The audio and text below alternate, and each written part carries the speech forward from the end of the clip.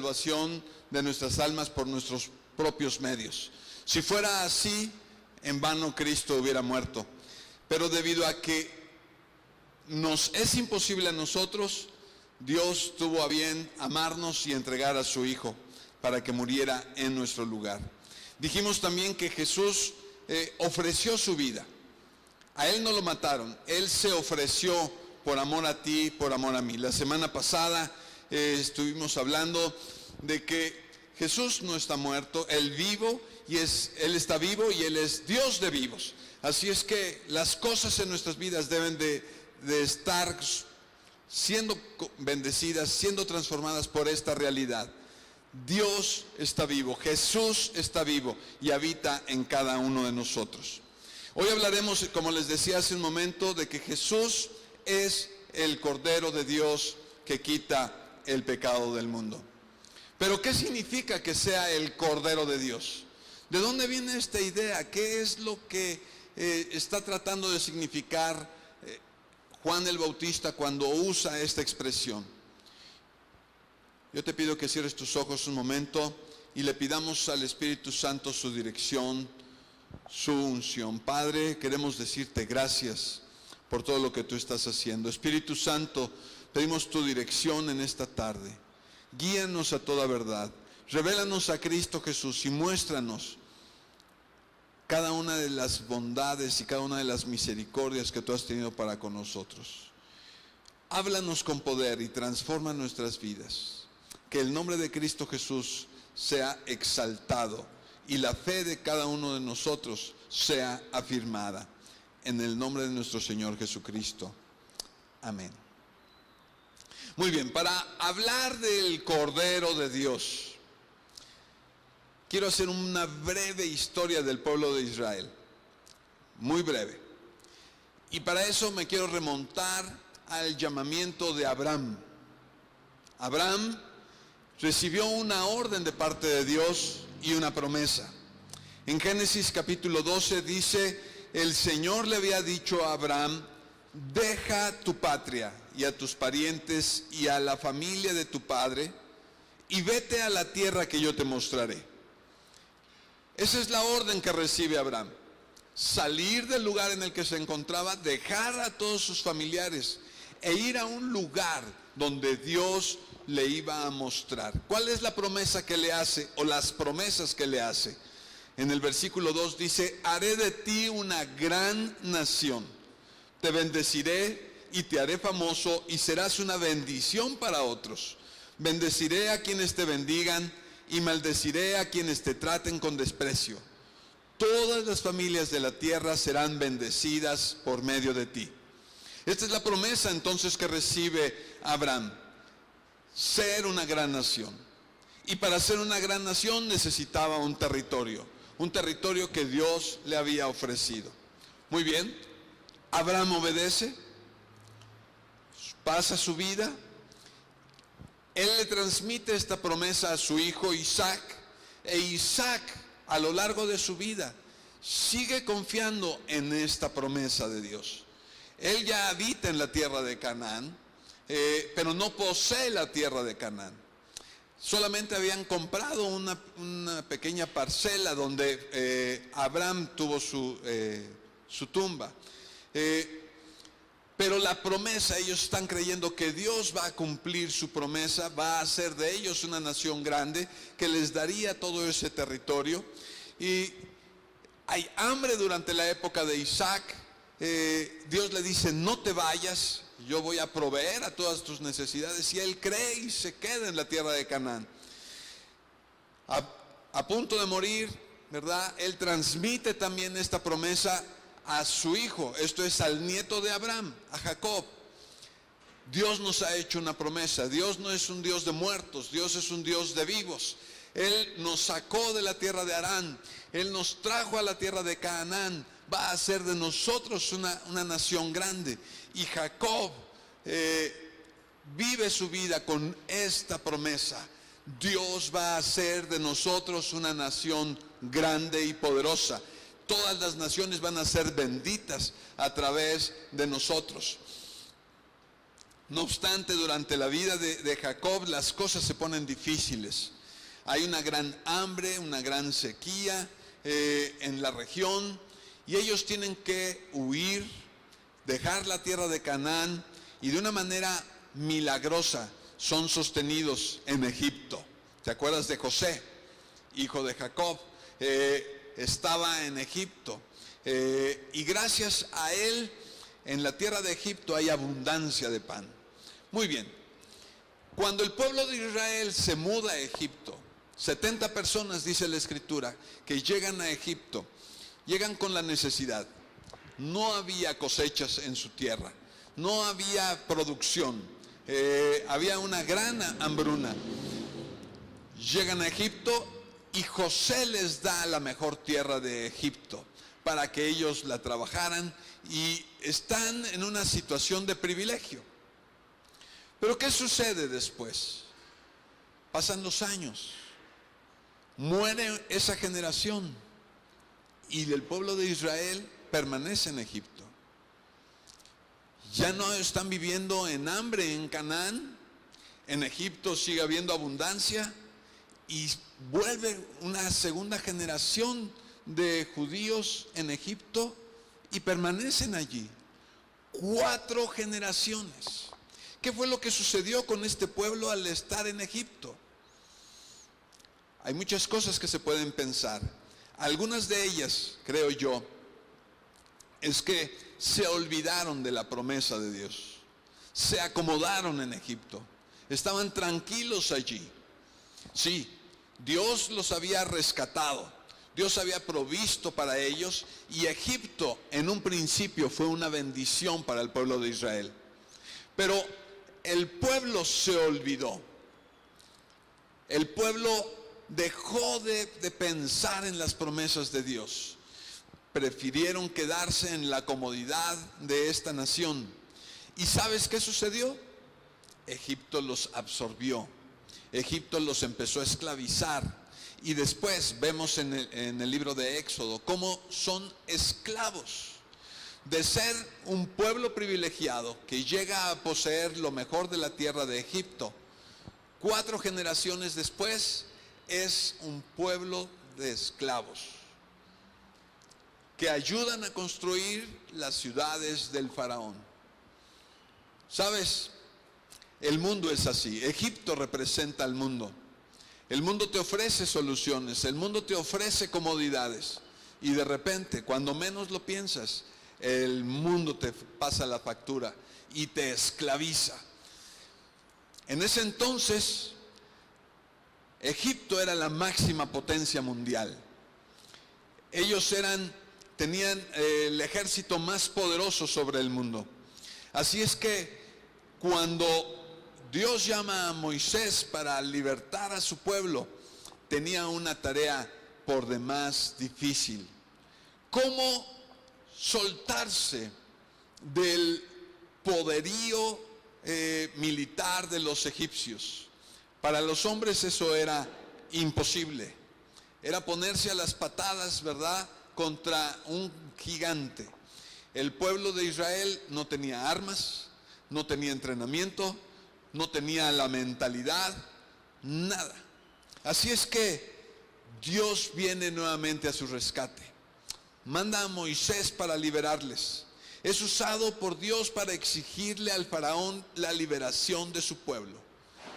No obstante, Faraón no atiende a esos reclamos de libertad.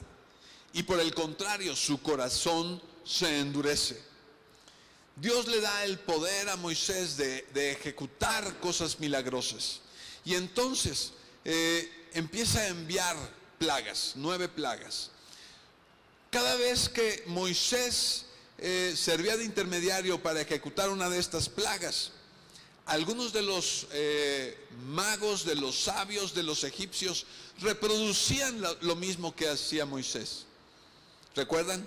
Moisés su vara la echaba al piso, y entonces los adivinos de Egipto hacían lo mismo.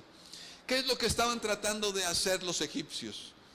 De desacreditar a Moisés, de desacreditar que había un Dios que era poderoso, y de levantarse ellos mismos diciendo: nosotros somos suficientes.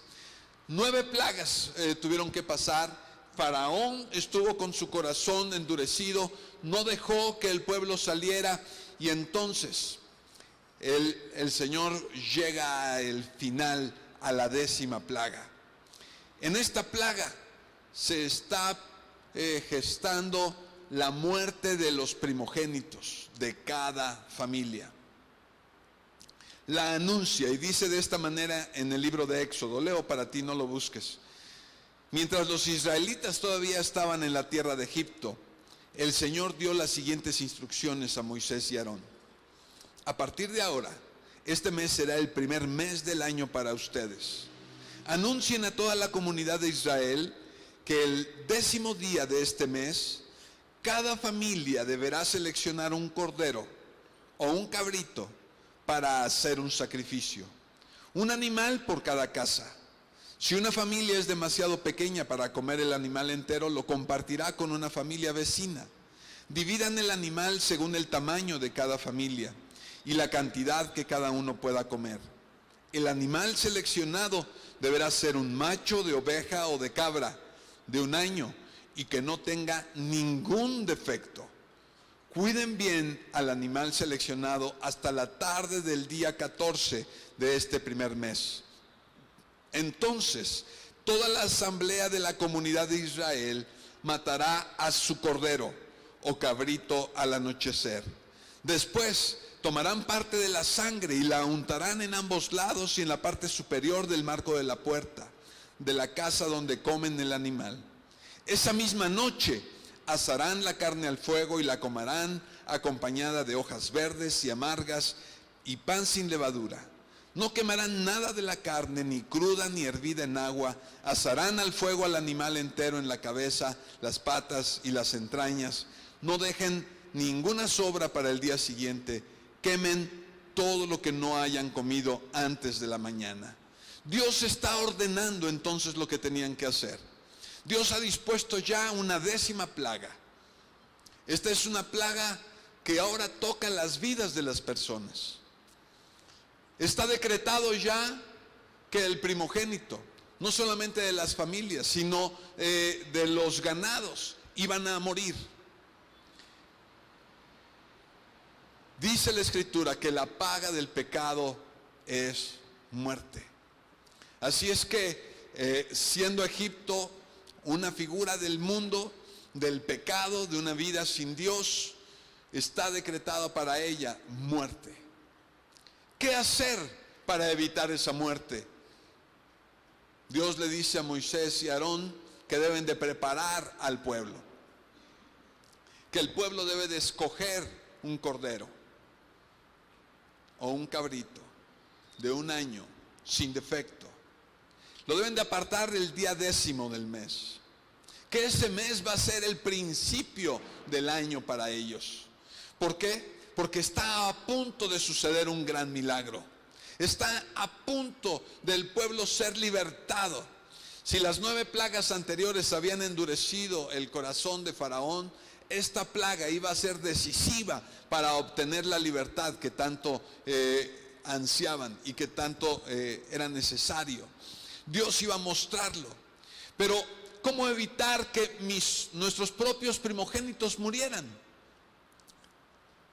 Dios prepara al Cordero de la Pascua.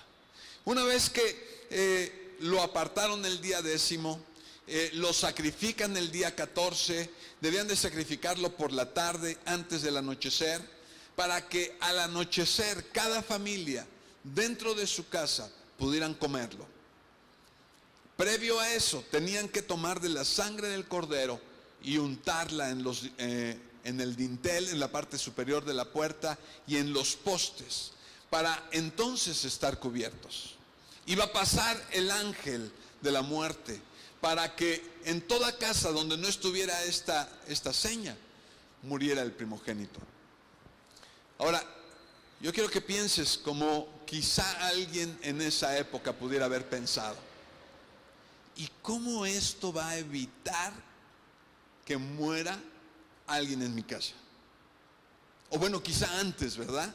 ¿Será que va a suceder? ¿Será que van a morir? No creo yo que vaya a suceder tal cosa, ¿verdad? Comienzan unos a dudar, otros dudan del método de cómo protegerse. En fin, hay muchas cosas que pueden estar sucediendo allí. Pero gracias que el pueblo de Dios, en su gran mayoría, porque aunque no nos lo dice la Escritura, quizá algunos no pusieron fe en esto, no creyeron y no se prepararon. Dice la Escritura que en general la comunidad del pueblo de Israel hizo como se les pedía. Apartaron su cordero, lo tuvieron en observación durante 3 días y luego lo sacrificaron. Tomaron la sangre del cordero y pintaron los dinteles, el dintel y los postes de sus puertas.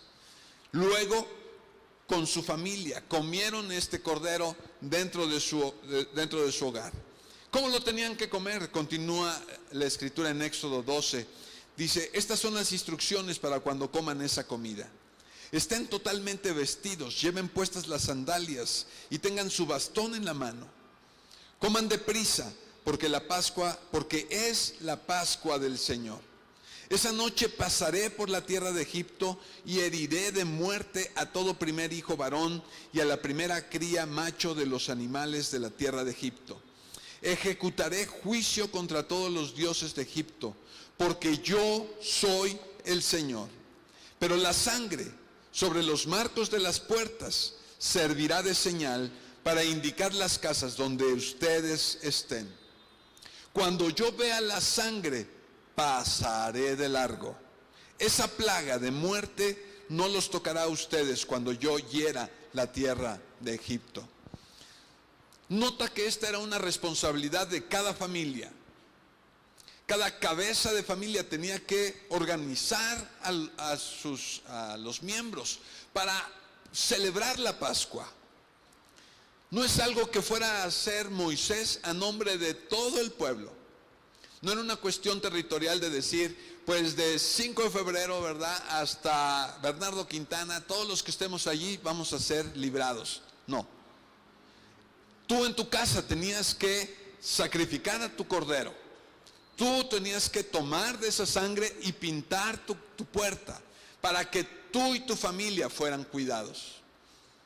Así estuvieras en la colonia de los judíos, ¿verdad? Si tú no pintabas los dinteles, el dintel y los postes de tu puerta, ibas a sufrir las consecuencias de esta 10ª plaga. Así es que el Señor les dice que tienen que comer esto apresurados, completamente vestidos, porque venía la liberación que ellos necesitaban. Porque justo después de esto iban a salir libres de la esclavitud de Egipto. ¿Y qué sucedió? Pues el ángel de la muerte hirió a todos los primogénitos egipcios y hebreos que no creyeron ni obedecieron. Déjame pensar un momento, que si algún egipcio escuchó esto e hizo conforme a lo que Moisés decía que tenía que hacer, él y su familia iban a ser protegidos de todo el mal que venía. No era la nacionalidad lo que se estaba juzgando, no era el territorio en el que vivías lo que se estaba juzgando, era la dureza de corazón, la falta de fe en Dios. Los egipcios en general no creían en Dios. El faraón en lo particular se creía superior y pensaba que todo eso era pura charlatanería. Si mis magos y mis sabios pueden reproducir lo que tú haces, tú no eres más que un charlatán, Moisés. Dios no existe. Dios es una invención que tú estás trayendo. Mis dioses, yo mismo soy Dios y estoy por encima de todo ello. Eso es lo que estaba siendo juzgado, eso es lo que Dios estaba por hacer. Y esta Pascua se ofrecía para todos aquellos que tuvieran fe y que quisieran traducir su fe en acciones. Porque nota que el hecho de decir, sí, Dios existe, Dios es poderoso, Él va a enviar esta plaga, no era suficiente para librarse de esta 10ª plaga. Tenían que pasar a la acción. Decir solamente, sí, Dios lo va a hacer, no era suficiente para ser librados de la muerte. Ellos tenían que pasar a la acción. La fe sin obras está muerta. Ellos tuvieron que decir, sí, creo que Dios lo puede hacer, si Dios nos dijo cómo había que hacer, y ahora yo obedezco lo que tengo que hacer. Tomo mi cordero, lo observo durante 3 días, un cordero completamente limpio, perfecto. Lo sacrifico hacia la tarde del día 14 del mes primero. Tomo la sangre, limpio pinto mi puerta y entonces confío que esto me va a librar. ¿Sabes? Dice el texto que así el pueblo de Israel hizo tal como el Señor había ordenado por medio de Moisés y Aarón. Y esa medianoche el Señor hirió de muerte a todos los primeros hijos varones de la tierra de Egipto, desde el hijo mayor del faraón, el que se sentaba en su trono, hasta el hijo mayor del preso en el calabozo. Incluso mató a las primeras crías de todos sus animales. ¿Sabes? Solamente aquellos que creyeron y obedecieron esta Pascua fueron saltados. Pascua significa pasar por alto, significa liberar, proteger, pasar sobre. Así es que aquellos que tomaron su cordero pascual, lo sacrificaron, fueron pasados encima. No vino juicio sobre de ellos.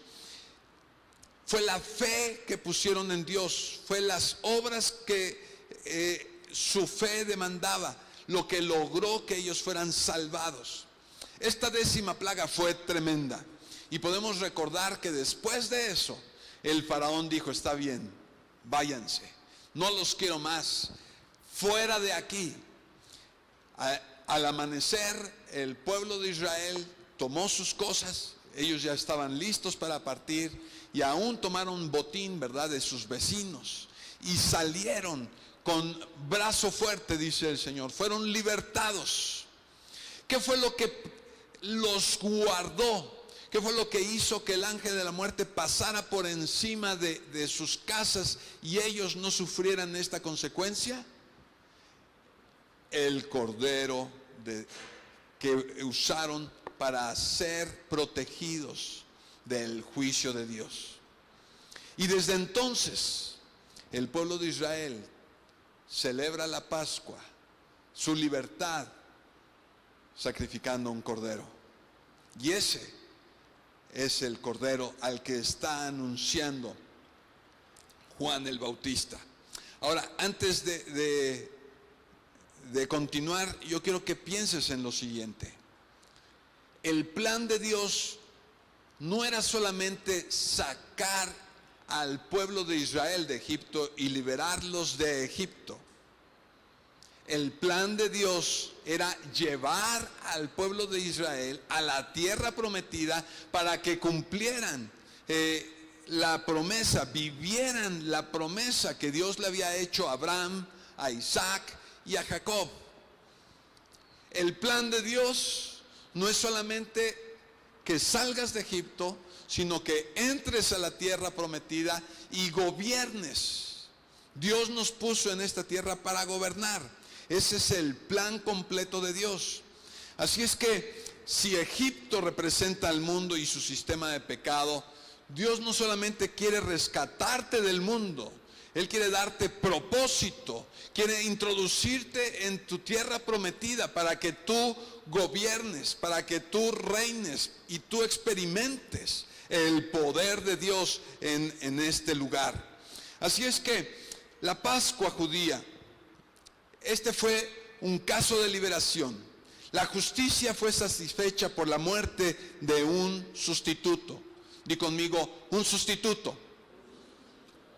Merecía morir alguien. La paga del pecado es muerte.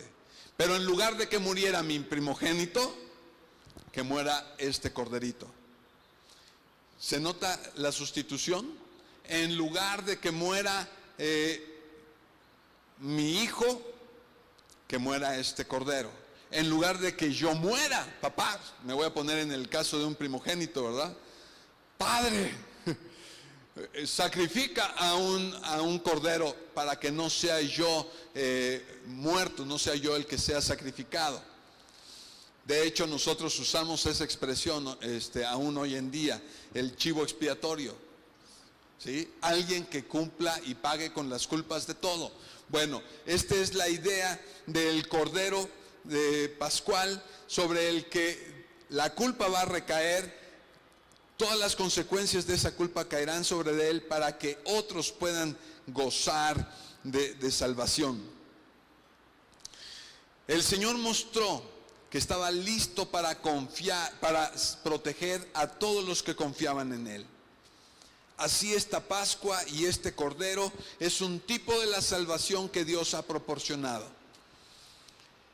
Para ser válida esta salvación, la persona tiene que tener fe en Dios, fe de que Él va a salvarle, fe de que este Cordero me sustituye a mí y Él va a sufrir las consecuencias de mi pecado.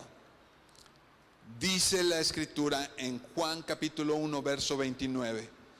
Juan el Bautista, al ver a Jesús, dice: este es el Cordero de Dios que quita el pecado del mundo. Amén. Jesús es ese Cordero que Dios mismo provee para sus hijos, para que la muerte, para que el pecado no venga y se enseñoree de nosotros.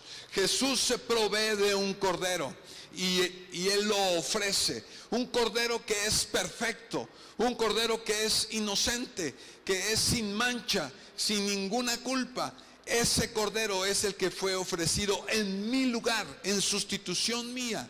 Este Cordero tomó mis pecados, todos y cada uno de ellos, los hizo propios y entonces decidió morir por ellos. En estos días estamos recordando este acontecimiento y algunos se llenan de tristeza, se llenan de melancolía.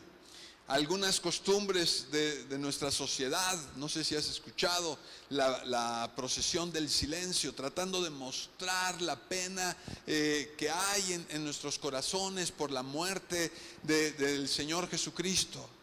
Pero lo único que demuestra esta actitud es un total desconocimiento del poder, de la gloria, de la magnificencia que este sacrificio tiene. Si a Cristo lo hubieran matado, tendríamos mucha razón para estar tristes. Pero esta muerte en la cruz, este sacrificio en la cruz, no es más que una gran victoria. Porque Cristo así lo quiso. Dale un fuerte aplauso a Jesús.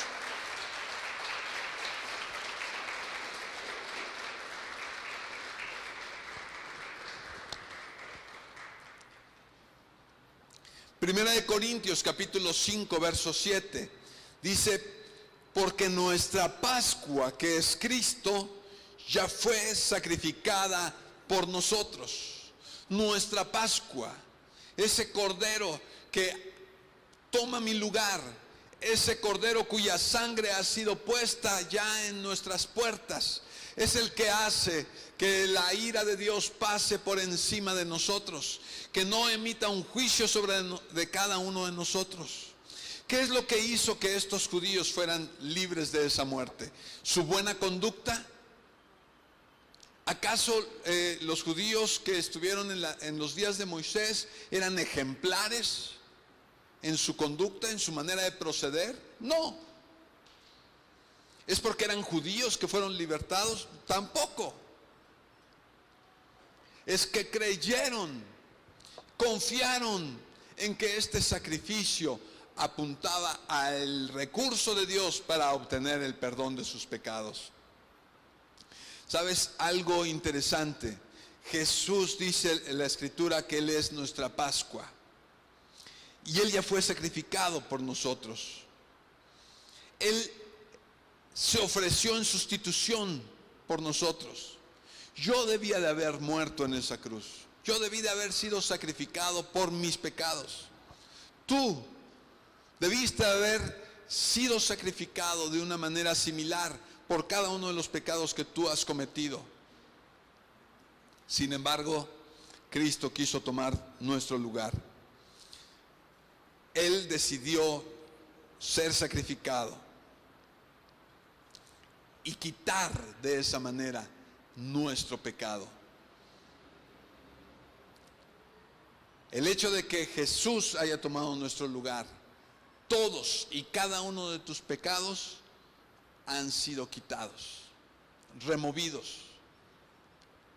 Todos tus pecados pasados, todos los pecados presentes y aún los pecados futuros, todos y cada uno de ellos fueron quitados, fueron perdonados, fueron limpiados. Así es que si tú y yo confiamos en que Jesús es nuestra Pascua, podemos considerarnos completamente limpios, sin pecado. Amén. ¿Y cómo se le llama a una persona que no tiene pecado? Es una persona santa, es una persona justa, y eso es lo que ha hecho Dios contigo. ¿Sabes? Los judíos tomaron al cordero por ahí de las 3 de la tarde, lo sacrificaron aproximadamente esa hora para después asarlo. No iban a asar al cordero dentro de la casa, ya siendo de noche. Todo el preparativo de la cena de la Pascua fue previa.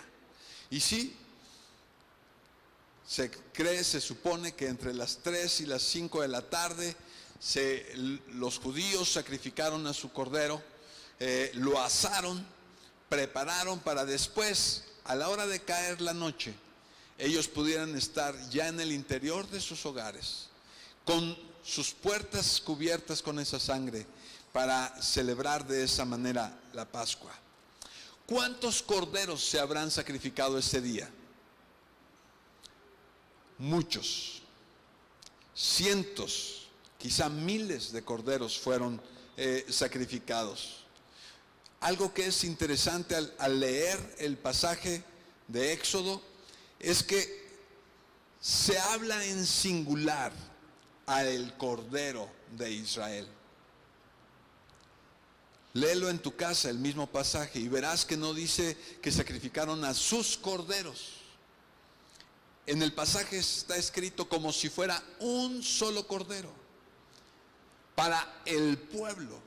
Y es que en el plan de Dios, lo que se estaba sacrificando era el Cordero de Dios.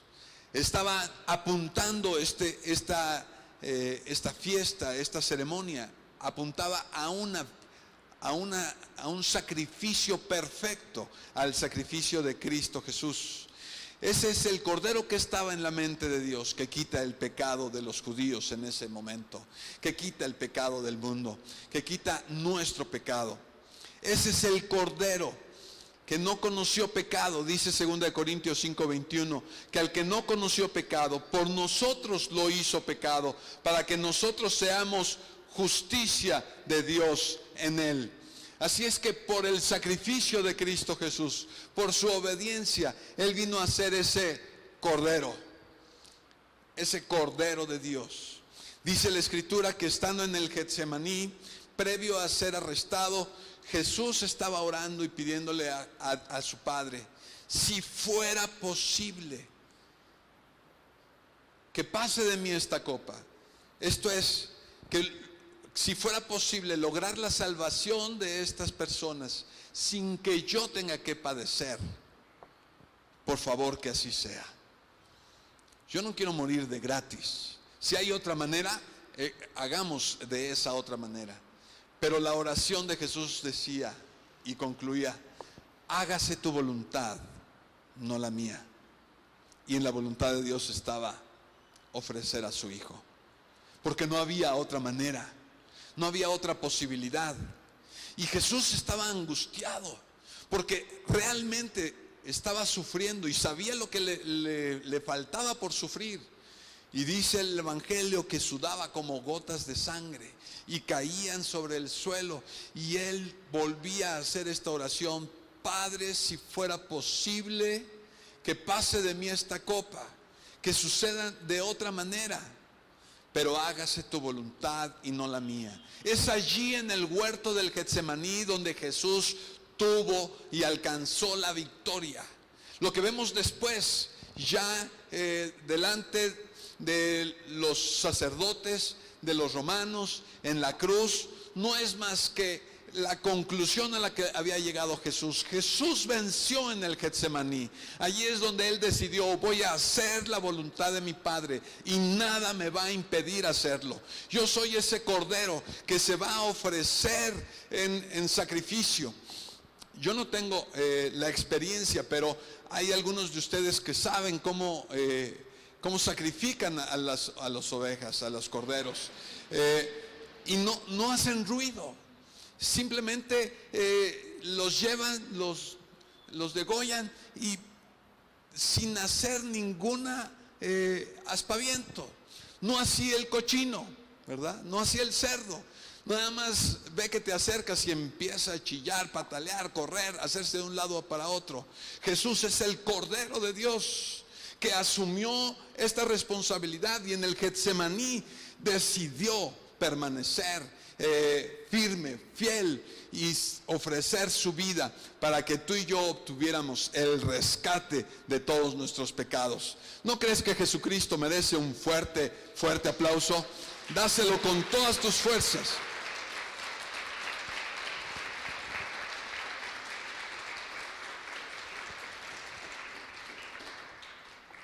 Nota lo que dice la Escritura. Leo para ti nuevamente 2 Corintios 5:21. Al que no conoció pecado, por nosotros lo hizo pecado, para que nosotros seamos justicia de Dios en él.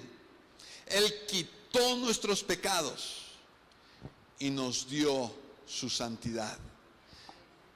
Fue un intercambio. Yo tomo tu maldad, tú tomas mi justicia.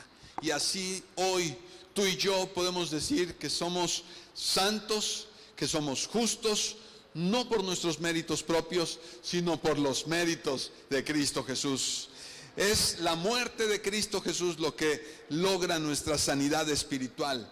Así como ese cordero en el día de la primera Pascua sufrió la muerte, fue desollado, fue inmolado, fue sacrificado, fue cortado en partes, ¿verdad? Para después ser asado. De la misma manera Jesucristo se entregó. Dice Jesús en Marcos 10:45, porque el Hijo del Hombre no vino para ser servido, sino para servir y para dar su vida en rescate por muchos. Así es que este sacrificio de Cristo Jesús nos libera del pecado. ¿Pero será todo? ¿Ese es todo el plan de Dios? No. Ese es el inicio de todo lo que Dios tiene para ti y para mí. Te voy a pedir que ahora sí busques los siguientes 3 textos. Colosenses capítulo 1, Efesios capítulo 2, Apocalipsis capítulo 5.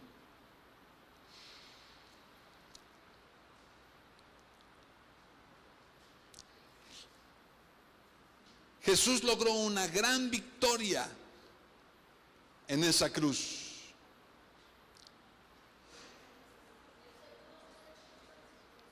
Colosenses 1, ahorita versos 13 y 14. Efesios 2, versículo 6 y Apocalipsis 5. Jesús logró una gran victoria en esa cruz. Y lejos de estar tristes, debemos de estar felices. ¿Por qué?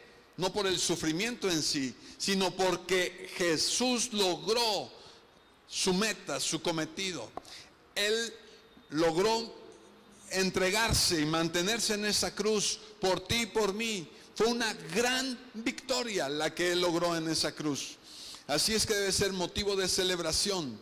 ¿Qué dice Colosenses capítulo 1, versos 13 y 14? Leo para ti, dice: pues Él nos rescató del reino de la oscuridad y nos trasladó al reino de su Hijo amado, quien compró nuestra libertad y perdonó nuestros pecados. Cristo Jesús compró, y a la hora de que compra nuestra libertad, así como los judíos eran esclavos de Egipto, del pecado, esclavo del diablo. Sí, se oye feo, pero así es. Tú estás con Cristo o estás fuera de Cristo, y los que están fuera de Cristo están esclavizados por el diablo. Así es que Cristo Jesús compró nuestra libertad, nos sacó del reino de oscuridad y nos trasladó a su reino. Amén. Eso es una gran salvación. Pero ahora, ese reino, ¿dónde está? ¿Cuándo lo vamos a gozar? ¿Cuándo lo vamos a disfrutar? ¿Es que la salvación es solamente que perdonaron mis pecados? No. Ven aquí conmigo, Efesios 2, verso 6. ¿Alguien lo puede leer, por favor? Que lo haga fuerte. Efesios 2, 6. Atrás, Fabi, por favor.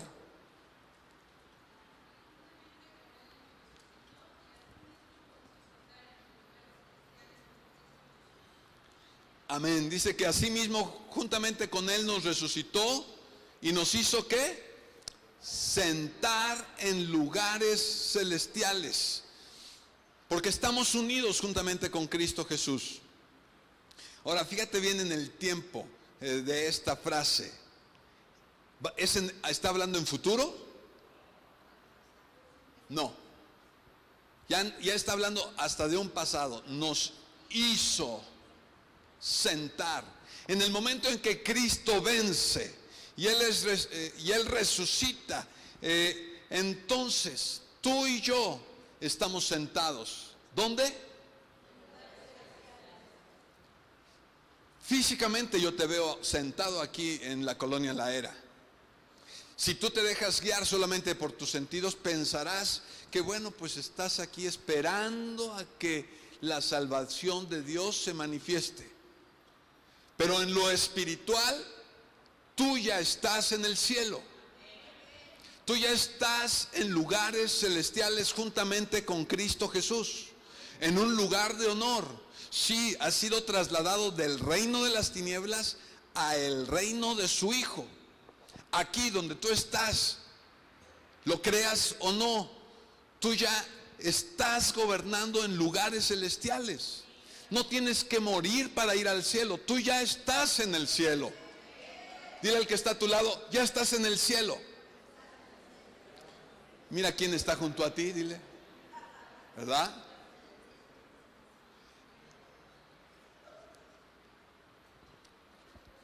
Ven conmigo a Apocalipsis capítulo 5. Apocalipsis capítulo 5 nos está dando una imagen del cielo, de lo que está sucediendo en el cielo y de cosas tremendas. ¿Estás ahí conmigo? Verso 8. Y cuando hubo tomado el libro, está hablando del Cordero, ¿verdad? Los 4 seres vivientes y los 24 ancianos se postraron delante del Cordero. Todos tenían arpas y copas de oro llenas de incienso, que son las oraciones de los santos, y cantaban un nuevo cántico diciendo: digno eres de tomar el libro y de abrir sus sellos, porque tú fuiste inmolado y con tu sangre nos has redimido para Dios de todo linaje y lengua y pueblo y nación, y nos has hecho para nuestro Dios reyes y sacerdotes, y reinaremos ¿dónde?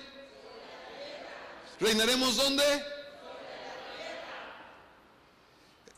Estamos en lugares celestiales, sentados en lugares celestiales para reinar ¿dónde? En esta tierra. La victoria del Cordero de Dios no es para un tiempo lejano, un lugar distante. La victoria del Cordero de Dios es para aquí, es para ahora, para que el Señor derrumbe y deshaga todas las obras del enemigo, para que tú establezcas el reino de Dios y pongamos a todos sus enemigos debajo de sus pies. ¿Lo crees? Dale un aplauso a Cristo Jesús. Dáselo fuerte.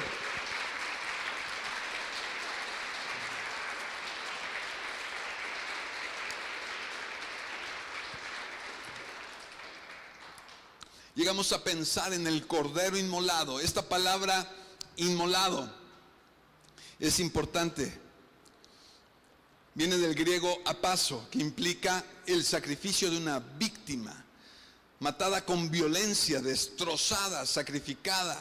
Esta imagen del Apocalipsis habla del Cordero, de Jesús inmolado, que había sido descuartizado. Es ese sacrificio el que lo hace ser digno de tomar el libro del nuevo pacto. Es ese sacrificio que Él estuvo dispuesto a hacer y obedeció al Padre hasta las últimas consecuencias, lo que le hace digno para que todos le alaben y le canten, diciendo: digno eres de tomar el libro y de abrir sus sellos, porque tú fuiste inmolado y con tu sangre nos has redimido para Dios, nos has comprado para Dios. Estábamos esclavizados en Egipto, el mundo tenía su pie sobre de nosotros, no teníamos opción de liberarnos del pecado. El mundo trata de decirte que tú puedes salir del pecado con tus propias fuerzas. Échale ganas, pórtate bien, métete a un curso de superación personal, entra a un coaching, ¿verdad? Que alguien te ayude. Pero eso es solamente permanecer en el pecado, permanecer allí esclavizado. Lo que Cristo Jesús quiere es sacarte de ese lugar de obscuridad, sacarte de ese reino de tinieblas y ponerte en un reino de luz, en un reino donde Jesucristo es Rey. Él es el Rey de reyes, el Señor de señores. Él es el Todopoderoso. Dale un fuerte aplauso a nuestro Señor Jesucristo.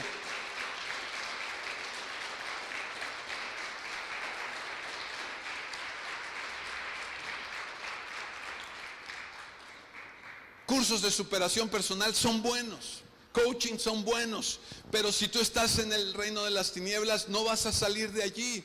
Tú necesitas primeramente tener un encuentro con Jesús, tener la libertad que solamente Él puede librarte. Tú eres responsable de hacer ese sacrificio para tu casa, así como los judíos en Egipto.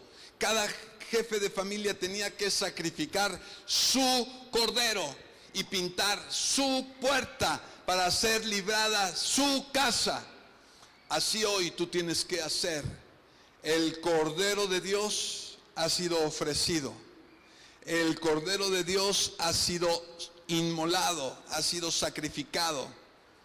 El asunto es: ¿tú tomarás de esa sangre para cubrir tu vida? ¿Tú tomarás de esa sangre para rociar el dintel y los postes de tu vida? Ahí está el sacrificio. Quizá tú no lo crees. Quizá crees que sea cosa pequeña, algo. ¿Cómo va a ser así de sencillo? Quizá no lo hagas. Pero es responsabilidad de cada uno de nosotros creerlo, confiar que Jesús es el Cordero de Dios, que quita mi pecado. Y para beneficiarme yo tengo que cubrirme con esa sangre del Cordero. Beneficiarme de que Él quitó mis pecados y dejar que se lleve todos mis pecados. Y entonces tomar su justicia y hacerla mía. Y vivir en este poder del Evangelio. Porque ya no vivo yo, mas Cristo vive en mí. Y lo que ahora vivo, lo vivo en el poder de Dios. Ahora lo vivo en el poder de nuestro Señor Jesucristo. Porque Cristo no está muerto. Cristo vive. Cristo vive. Cristo vive. ¿qué se espera de ti y de mí si de todo esto que estamos diciendo? Se espera una cosa, y que tú y yo le podamos alabar y adorar a nuestro Señor Jesucristo. Continúa diciendo Apocalipsis capítulo 5, ¿estás ahí todavía? ¿Sí? Versos 11 en adelante dice: y miré y oí la voz de muchos ángeles alrededor del trono y de los seres vivientes y de los ancianos, y su número era millones de millones, que decían a gran voz: el Cordero que fue inmolado es digno de tomar el poder, las riquezas, la sabiduría, la fortaleza, la honra, la gloria y la alabanza. Y a todo lo creado que está en el cielo y sobre la tierra y debajo de la tierra y en el mar, y a todas las cosas que en ellos hay, oí decir: al que está sentado en el trono y al Cordero sea la alabanza, la honra, la gloria y el poder por los siglos de los siglos. Amén. Dale toda la gloria a Él. Dale la gloria a Jesucristo. Levantemos el nombre de Cristo. Al que está sentado en el trono y al Cordero sean toda la alabanza. Él nos ha rescatado, sí, del reino de las tinieblas, pero no quedó allí su sacrificio. Su salvación tiene propósito. Te ha puesto en lugares celestiales, te ha dado poder y te ha dado autoridad. Y el mismo sacrificio de Cristo Jesús te empodera para que tú establezcas el reino de Dios en tu vida, en tu hogar, en tu colonia y en toda tu sociedad, con todas aquellas personas con quienes tú convives. Que allí se manifieste el reino de Dios y su justicia. Yo te invito a que nos pongamos en pie.